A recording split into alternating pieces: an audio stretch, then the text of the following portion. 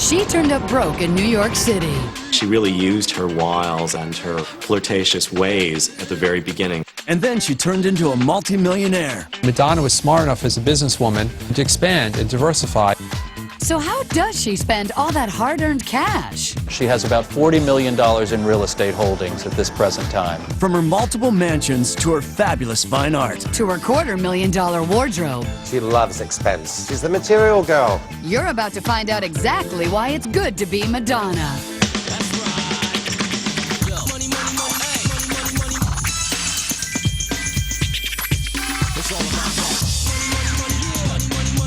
Born August 16th, 1958, Bay City, Michigan, Madonna Louise Veronica Ciccone. Man, that's a mouthful for a name. Well, it takes a big name to stand out in a big family, according to biographer Mark Bago. Madonna came from a large family. There were 6 children, and she was the third in line and the oldest girl.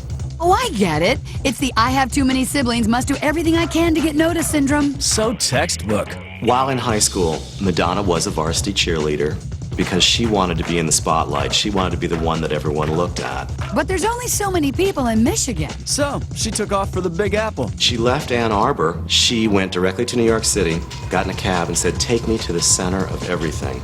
So the cab driver took her right to the middle of Times Square and dropped her off.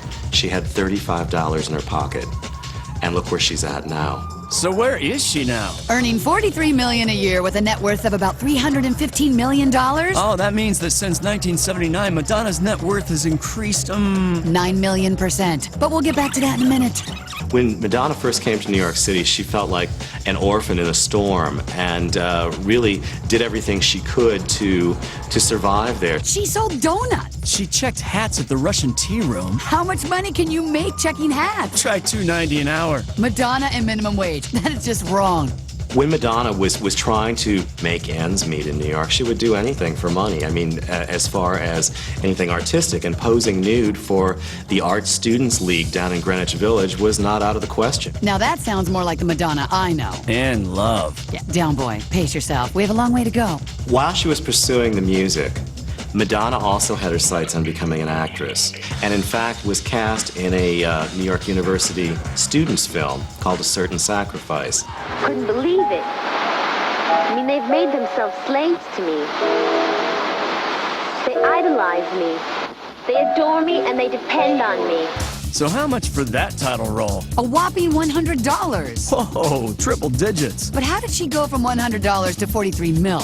In a word, flirting. Ooh. She met the right people and made sure she went out to clubs, flirted with the right guys that could help her out. She was flirting 24/7, anywhere, anytime. Including the hospital room of Sire Records mogul Seymour Stein. At the time, Seymour was having some health problems, was actually in the hospital. And Madonna's first interview or meeting with Seymour Stein was actually in his hospital room. And he met her and really saw that spark that is Madonna and offered her a record deal almost on the spot. Well, I guess flirting paid. Yeah, $6 grand up front. Not exactly enough to retire on. Nope, but it did launch her career. When Madonna's debut album came out, it was stocked with 6 really hot chart hits. 2 of them #1 dance singles, her first top 10s. Holiday was on it, Everybody, Physical Attraction, Borderline. They were all huge hits for her. And record #2, Like a Virgin, did even better. It hit the stores in 1985 and went on to sell 18.5 million copies worldwide. 1985 was undisputably the year of Madonna. She'd already racked up more hit singles in the top 10 than most artists can do in a 5-year period. Madonna was everywhere. The Like a Virgin tour was a huge success. The tour pulled in a pretty penny, according to concert promoter Alex Hodges. It would pale in today's comparison. For an artist to make $100,000 a date in 1985 was huge. But if you think that made Madge an instant millionaire, guess again. What do you mean? Well, in the record biz, an artist has to pay for the cost of recording and promoting an album before they see big profits. So Madonna had to go back to the donut shop? Not exactly. She was making a respectable $250 grand a year from royalties and tour income. So when did Madonna start making millions? 1987, when she paid off the record companies and started pocketing her full share of the sales. That's when she made it to the Forbes list of top 10 highest paid entertainers, right? Yep, and raked in a cool $47 $11 million in 1 year. Then there were more records. And tours. Bottom line, by 1990, Madonna had earned at least $129 million. And we haven't even gotten to her movies yet. Yeah, I was hoping you wouldn't mention those. I know, the only one worth writing home about is Evita. Madonna instinctively seemed to know that Evita was going to be a perfect project for her. She knew how to present music on film, and it showed all of her strong points. She was nominated for and won a Golden Globe as the Best Actress in a Comedy or Musical that year. And that matters more to Madge than box office returns, according to People magazine editor Galina Espinosa. The one thing Madonna has going for her is that even though her movies tank at the box office, it doesn't really hurt her in the pocketbook. She doesn't have a lot at stake financially in any of these movies. It's not like she's putting up her own money. It's not like she needs the income from a movie to secure her financial future. You got that right. She made $19.4 million from the Blonde Ambition tour. Which led to Truth or Dare. And then she wrote a best-selling novel. Wrote? Okay, more like she starred in it. Yeah, whatever it was. It sold 500,000 copies in a single week. Okay, and let's see, $49.95 a copy. That means she made over $3.5 million a day. That's a day! I'll do you one better. How about the money she made for that 30-second Pepsi spot that barely aired? She was paid $5 million for filming a very nice, sweet, innocent, Catholic schoolgirl-looking Pepsi commercial. But then the folks at Pepsi happened to catch one of her racier videos, so She ends up losing the endorsement deal from Pepsi, but keeping the $5 million. that's my material, girl. And how about that $11 million she got for doing a Mitsubishi commercial in Japan? And the $1.2 million she got from that BMW ad. She's making money coming and going, and now she's even got her own record label. Hey, she's a savvy lady. Just ask financial consultant David Pullman. Madonna was smart enough as a businesswoman, which I give her a lot of credit for, to expand and diversify, and she did that through Maverick Records and the publishing arm. Time Warner backed Madonna with $60 million. And in turn, she's bankrolled rockers like Michelle Branch and Alanis Morissette. So every time I crank Jagged Little Pill, Madonna gets paid? Yep, the girl never stops. When is she gonna say enough is enough already? Someone like Madonna is entrepreneurial and forward-thinking, so for her and others of her caliber in terms of superstar status, they will never have enough money because they have aspirations and plans for a record company, for a publishing company, to own a sports team. I can picture it now. Madonna owns the Yankees. Ooh, the jerseys would be fabulous. Yeah, but for now, she'll have to stick with being a singer. And actress. And a diva supreme. So where do you go from here? You get the one thing money can't buy.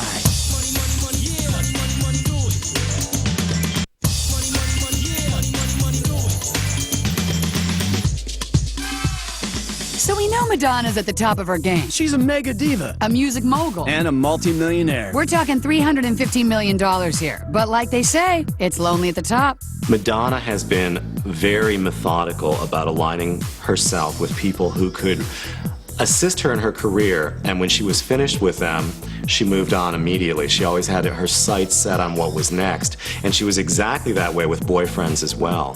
Some say Sean Penn couldn't handle her fame and fortune. Even Warren Beatty couldn't keep up with the material girl, according to biographer J. Randy Taraborelli. As a birthday gift that year, Warren gave her a $300 brooch, and Madonna threw it out of the window of the car she was driving in one morning, and she said, you know, that relationship wasn't over before.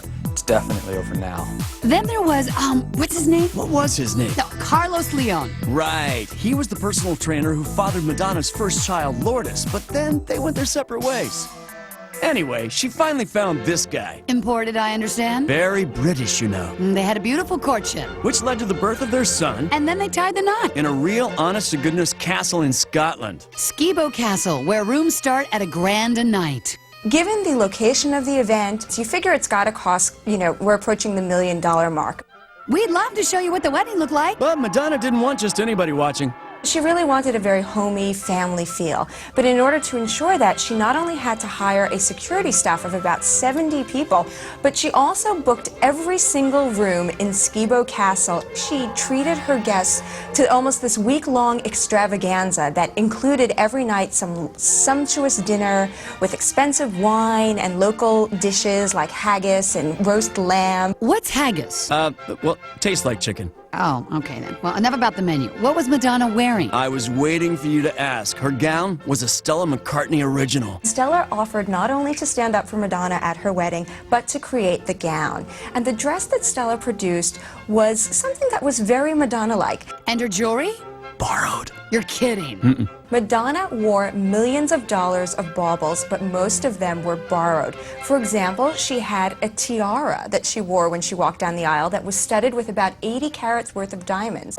Bottom line, she gets what she wants. From her wedding at Skibo Castle To her dressing room during the Drowned World Tour. For her last tour in 2001, People magazine was actually invited backstage, and what we saw in her dressing room were a lot of scented candles. She also had a big pile of organic fruit, not just regular fruit, it had to be organic fruit, and also brown rice crackers. I think Madonna could put in her rider some clever things, and whatever she wants, the promoters will give. One kind of lavish thing that she did have was not for herself, but for her kids, Lola and Rocco. Everywhere they went, the kids had their own playroom, and the same contents would be packed up at each location and trekked from city to city. And they had trucks and buses as well as 4 jets.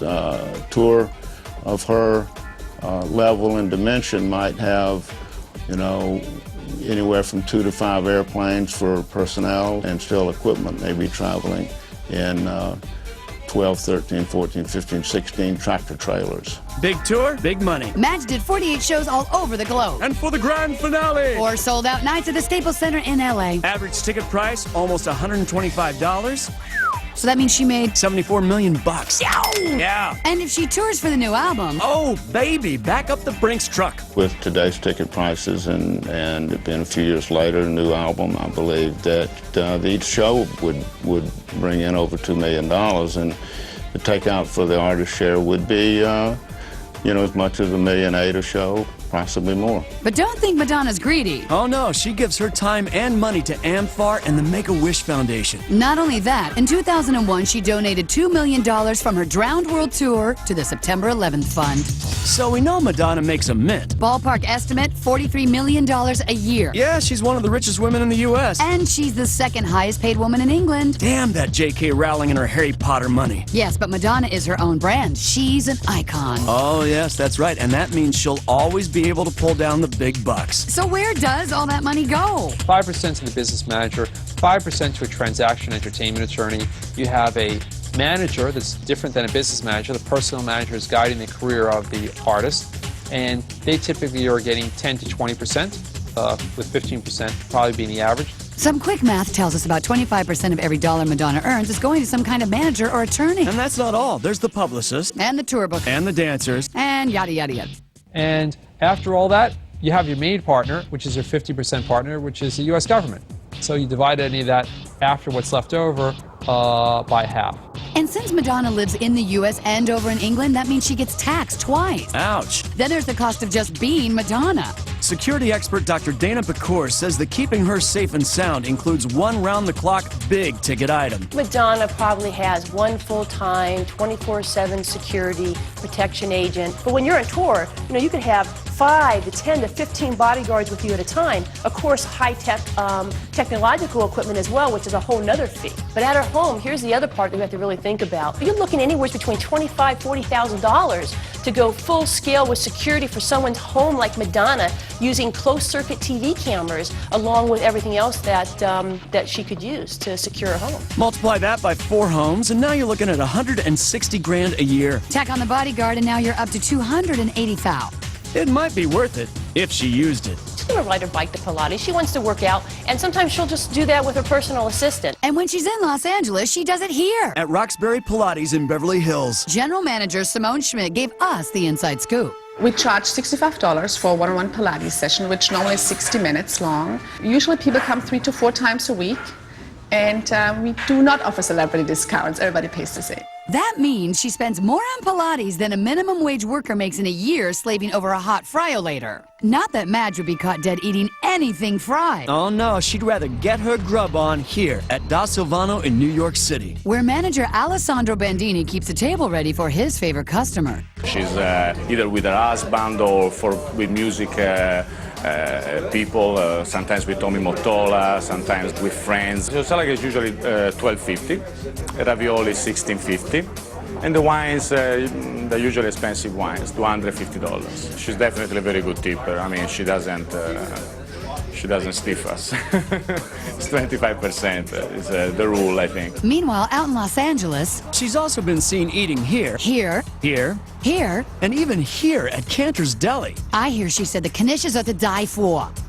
Madonna believes in satisfying every indulgence. And what's more indulgent than a day spa? Madonna spares no expense at the Arcana Studio in Sherman Oaks, California, where spa director Susan Kassenholtz makes sure customers keep coming back for more. Madonna really enjoys our facial contouring, and this is what keeps Madonna's skin looking so youthful, so beautiful, and so clear. Madonna pays $85 to $150 for our treatments, and when she's in the United States, she likes to come in at least once or twice a week. When Madonna's out of the country, we ship her a big box of products, and really it ranges anywhere from $100 up to a few $1,000s as far as products that she has to have. My guess is when you spend that much on skincare, you don't skimp on dime store makeup. You got that right. Madonna's beauty must-haves include Kerastase, Chanel, and Christian Dior. Body fit, face beautiful, what's left? The creme de la creme of designer clothing. Ah, Versace, right? That and then some, says celebrity stylist George Bloodwell. She's not going to go for cheap stuff. She's not a cheap girl anymore.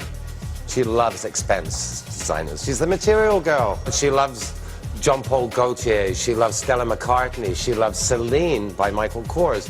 So Madonna and her 250-pound bodyguard hit Beverly Hills? Sometimes, but usually designers cater to celebs like Madonna with special catalogs called lookbooks. When she looked through the Celine lookbook, she spent $60,000. She must have loved it. She got lovely tops, she got scarves, she got some great leather work, she got lots of bags. 60 grand, baby, like that, boom. Sure, the material girl can afford to buy whatever she wants. But she doesn't buy something just because it's expensive. She buys what she loves, regardless of the price. In fact, she once sacrificed an expensive Louis Vuitton bag to save a favorite antique shirt. I heard Madonna went to this flea market. She bought a beautiful, probably one-of-a-kind vintage shirt you couldn't find anywhere. The shirt gets caught in the zipper. She's got to make a huge decision. What do? I save the bag, I save the shirt. She went for the shirt. Good girl. She saved the fabric. You can always get another bag. And her total clothing bill? I would imagine Madonna spends about $250,000, $250,000 at least on clothes a year. And more. In 1979, she had like $35 to her name. Today, she's worth an estimated $315 million. And she's living the good life. Here. And there. In fact, if I had $1 for every place Madonna's lived... you'd have like $15. Huh? We'll let real estate expert Paul Purcell explain it. Okay. It may seem unusual to you and me for someone to have 15 or 16 homes over a lifetime, but actually I think Madonna uses part of this as her investment strategy. And if you think about what's going on Wall Street, that might make good sense. So she buys them, then sells them, and then makes a bundle. Exactly. Case in point, she snapped at this Beverly Hills home for $6.5 million. Purchased from actress Diane Keaton. And now it's on the market for $10.9 million. And then there's this home, designed by Wallace Neff. She bought it from architectural historian Regina Drucker. We dealt with her and her people. She's, runs an empire, and yet she's friendly enough that she's one-on-one. And she's always been kind to us. The asking price? $2.7 million. She more or less gave us what we wanted. But Madonna got bored. So she sold it to actress Jenna Elfman for $4 million, leaving her a tidy $1.3 million profit. Ka-ching. So what's left? Well, there's this swanky New York duplex with a private gym and beauty salon. If you were to buy that apartment today at about $9 million, it would cost you about $45,000 a month to maintain that apartment. That just covers the mortgage and what we call the maintenance on her apartment. Since Madonna has an affinity for all things English, starting with her handsome hubby, yeah, it's no surprise that she purchased this London townhouse for $8.8 million. I hear she paid almost 30 grand to have 5 trees planted in the front yard. Oh, no doubt, to discourage gawking neighbors and pesky paparazzis. But when Madonna really wants to get away, she disappears into the London countryside. To her $14 million estate called Ashcombe. And of course, when you own an estate, you must decorate with fine art. Originals only, please. Art dealer Mary Ann Martin knows what Lady Madonna likes. Madonna is a very eclectic purchaser.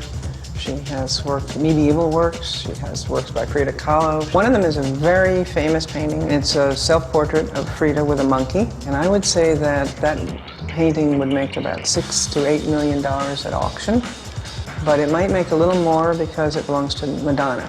And while she's laying back admiring her $1 million paintings, she's lounging on super soft Protesi sheets. $3,300 for one set. Yeah, I guess they're not for eating in bed. Hey, if they get dirty, just move to another house. Madonna keeps every home furnished so that whenever she gets on an airplane and comes from London to New York City, she's got everything she needs. It's not as though Madonna says to her husband, hey, Guy, let's pack up the Tupperware and make sure we've got everything loaded in the station wagon before we go to New York. So how did Madonna go from bullet bras to Buckingham Palace? It wasn't overnight, that's for sure. As Madonna's been exposed to more things, that certainly she's acquired a higher level of taste and sophistication than she might have had about 20 years ago.